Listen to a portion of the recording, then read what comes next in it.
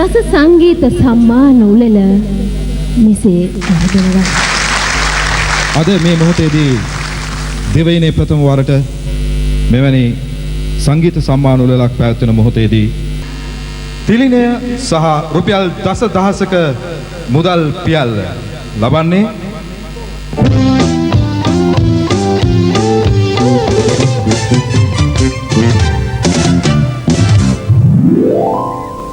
සිරස ගුවන් විදුලි සේවාවේ තමාලි Peiris. There we have her. Female. No doubt about that either. Most popular announcer. කොහොමද තමාලි? හදවත? ඒ තමාලි පීරිස්. අපේ රටේ සාමය සුරක්ෂිත කිරීම සඳහා දිවා රැ වෙහෙස වෙන වීරෝදාර හමුදා සෙබළුන් සඳහාත් ඔවුන්ව දිරිමත් කිරීම සඳහාත් මේ සම්මානය පිරිනැමෙනවා.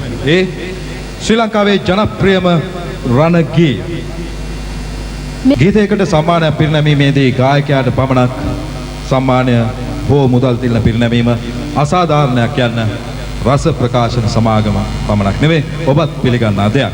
ඒ නිසා මේ ගීතයේ දායකත්වයේ සැපයූ තිදෙනාට ගීතයේ ගායකයා, ගී පද රචකයා සහ සංගීත අධ්‍යක්ෂකවරයා යන තිදෙනාටම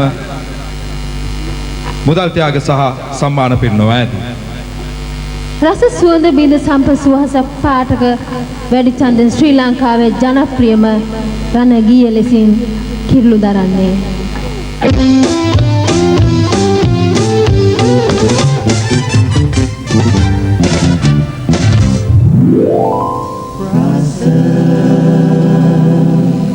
රන් මලක් ලෙස දෙව් බඹුන් දෝතින් පිදූ මේ පින්කින් සුනිල් එදිරිසිංහ.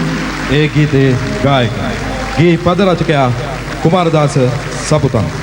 එම ගීතයේ සංගීත අධ්‍යක්ෂකවරයා රෝහණ වීරසිංහ. අපි තිදෙනාටම ගෞරවයෙන් ආරාධනා කරනවා වේදිකාවට පැමිණීම සම්මාන ලබා ගන්න කියලා. සුනිල් එදිරිසිංහ මේ අවස්ථාවේ මෙම ස්ථානයේ නැති නිසා ඔහුගේ වැඩිමහල් සොයුරු සතීෂ් චන්ද්‍ර එදිරිසිංහට අපි ආරාධනා කරනවා සම්මානය ලබා ගන්න.